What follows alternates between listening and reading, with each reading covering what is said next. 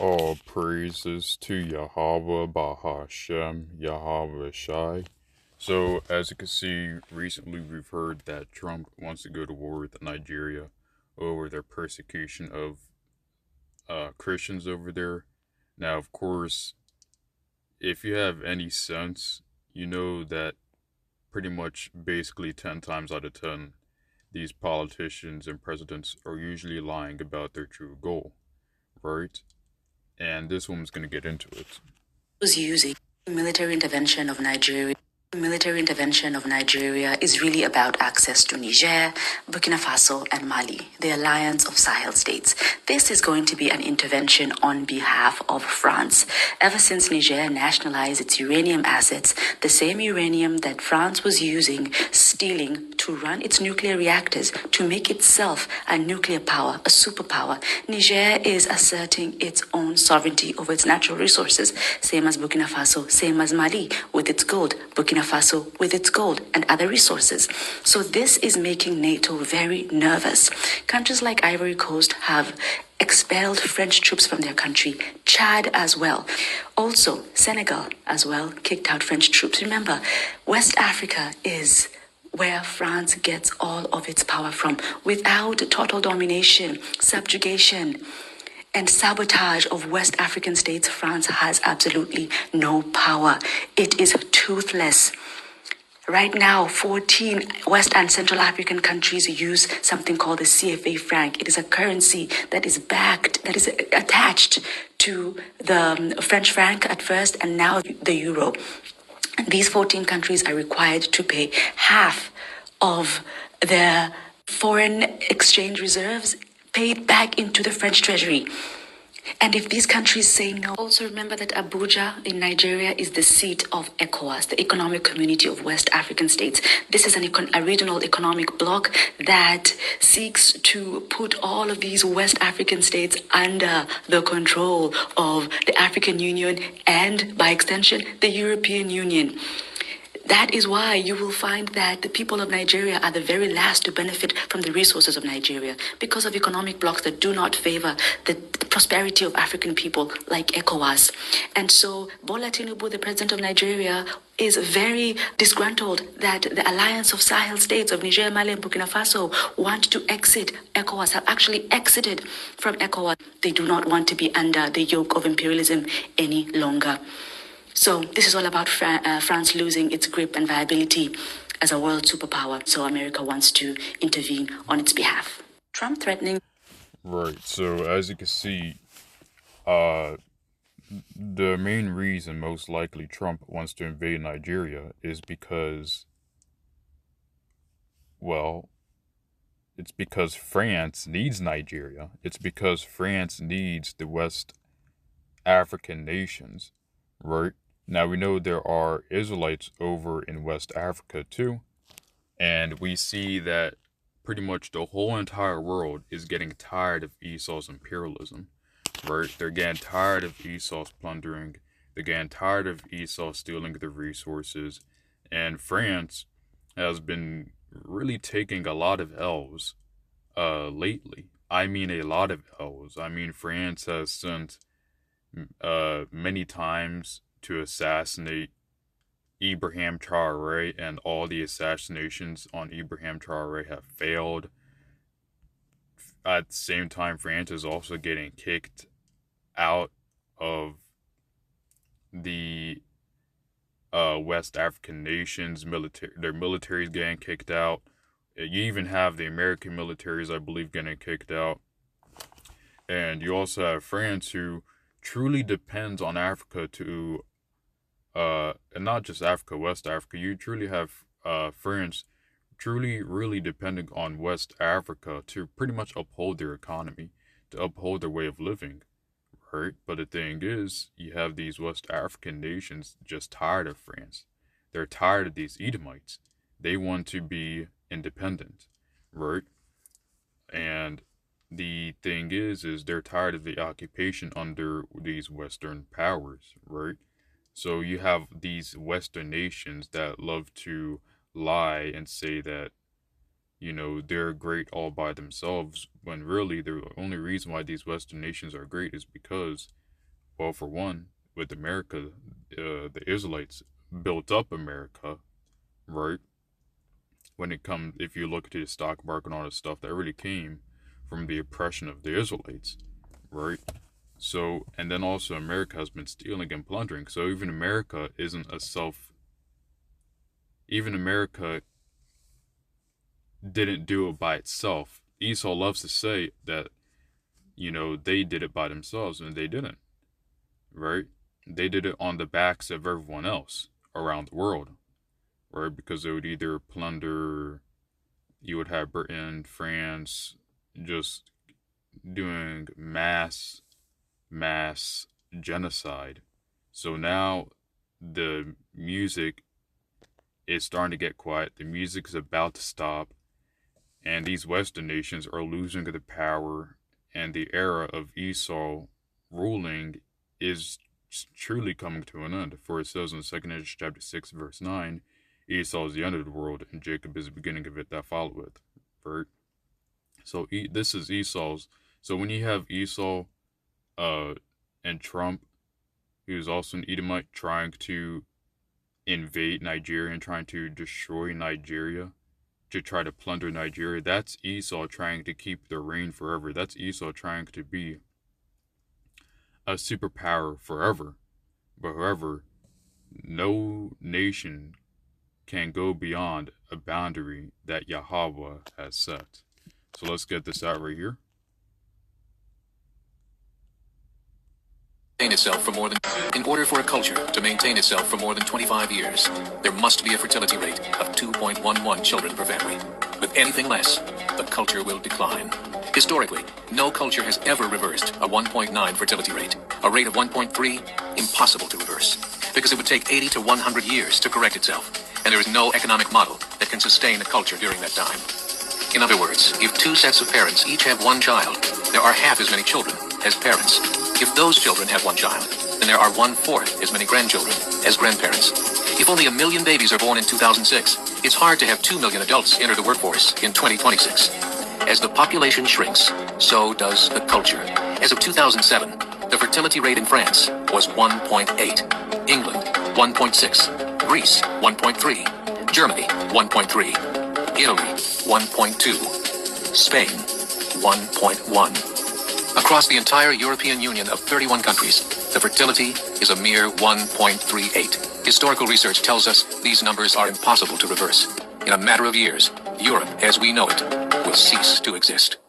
Yet the population of Europe is not declining. Why? Immigration. Islamic immigration. Of all population growth in Europe since 1990, 90% has been Islamic immigration. France, 1.8 children per family. Muslims, 8.1. In southern France, traditionally one of the most populated church regions in the world, there are now more mosques than churches. 30% of children ages 20 and younger are Islamic. In the larger cities such as Nice, Marseille, and Paris, that number has grown to 45%. By 2027, 1 in 5 Frenchmen will be Muslim. In just 39 years, France will be an Islamic republic. In the last 30 years, the Muslim population of Great Britain rose from 82,000 to 2.5 million, a 30-fold increase. There are over 1,000 mosques, many of them former churches. In the Netherlands, 50% of all newborns are Muslim, and in only 15 years, half of the population of the Netherlands will be Muslim. In Russia, there are over 23 million Muslims. That's 1 out of 5 Russians. 40% of the entire Russian army will be Islamic in just a few short years. Currently in Belgium, 25% of the population and 50% of all newborns are Muslim. The government of Belgium has stated 1/3 of all European children will be born to Muslim families by 2025, just 17 years away. The German government, the first to talk about this publicly, recently released a statement saying, the fall in the German population can no longer be stopped. Its downward spiral is no longer reversible. It will be a Muslim state by the year 2050. Muammar al-Gaddafi of Libya said, there are signs that Allah will grant victory to Islam in Europe, without swords, without guns, without conquest. We don't need terrorists. We don't need homicide bombers. The 50+ million Muslims in Europe will turn it into a Muslim continent within a few decades. Alright, so as you can see, Esau's population is declining. And this is a clip apparently from 2008, right? But it's very relevant today. Now, here's the thing. Esau loves to blame their population decline on immigrants. But the thing is, Esau is simply just not having kids at the end of the day, right? Because I believe it was said that in this clip, you have the Muslim population having an 8.1 replacement rate. Esau is not even above 1.8, right? And a matter of fact, today I believe Esau, for the most part, his population is continuing to decline, right? So the thing is, Esau likes to blame the immigrants on why they can't have kids, and at the end of the day, Esau is just not really built to be a ruler of the world, right? Because here's the thing, Esau's wicked. You gotta understand, Esau talks a lot about how their population is declining because of immigrants, but what about the 2 world wars they started? Right? What about them killing each other? Right? And what about what about a lot of Edomites are infertile? Right? Or at most, a lot of Edomites can't even have more than one kid because they're not, the Edomite woman isn't fertile like that with the Edomite man. However, if you take an Edomite man and an Israelite man, a Jake, a so-called black man, they could have like 2, 3 kids. Right? So the thing is, Esau is just, he has a hard time having kids, right? He has a hard time not going to war with his own self, right? And it's constantly blamed on other nations on why Esau can't have kids. Why do you think these governments bring in migrants? Yes, to destabilize the country, but at the same time, it's because the native population isn't having kids in the first place, right? So if, for instance, if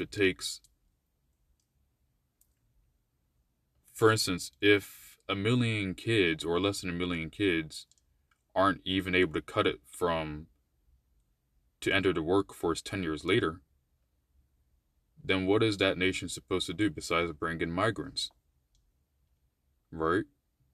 Bring in migrants to replace the workforce or increase the workforce. And it's not just Esau, it's all the nations that have taken the philosophy of Esau. Because remember, at the end of the day, it was Esau Edom that spread feminism. It was Esau Edom that indoctrinated their own women with feminism. Now, of course, Esau will blame the Khazars, but the Khazars are simply also Edomites. They're the Amalekites or Amalek, right? So that's the thing, is that Esau is really, at the end of the day, is to blame for his own population decline. Esau introduced feminism to himself and introduced it to the world. So that's why all these nations that have took the philosophy of Esau, that have took the wine of Esau and drank from the cup of Esau, are also having low population rates, right? That's why you have Japan. Their population rates, I believe, at 1.2 or 1.1, right? This is why you have South Korea, which I think South Korea might be below 1.1 or 1.0, right? And you have everyone's population declining because of the wine, the philosophy that they drank from Esau's cup, right? So now you have all these nations turning against Esau, wanting to have nothing to do with Esau, wanting to bring back a traditional way of life. This is why you have Russia and all this stuff. They're trying to swing away from America, but at the end of the day, it's Esau's time of ruling is pretty much done, right? So let's get a couple scriptures. It says in Obadiah, actually, let's get out this one. It says in Daniel chapter 2, verse 21, he changeth the times and the seasons, he removeth the kings and setteth up the kings. He giveth wisdom unto the wise, and knowledge to them that know understanding, right? So Yahweh gave Esau the knowledge and the wisdom to have this technology. However, Yahweh also set Esau up to rule for a certain time until eventually Yahweh will send his son Yahweh Shai to take Esau down.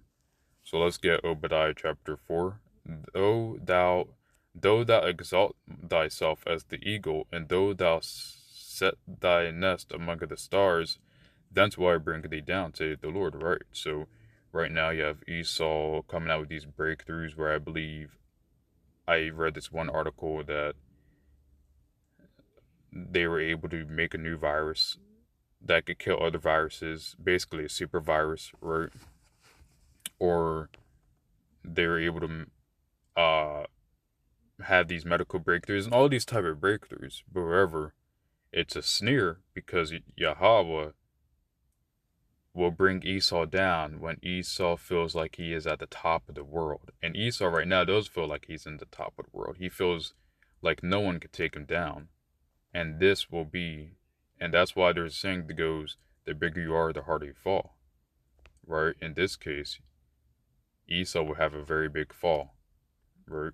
So, all praises to Yahweh Bahashem, Yahweh Shai. Hope this lesson is edifying to the elect and hopeful elect, and the 144,000, and Shalom.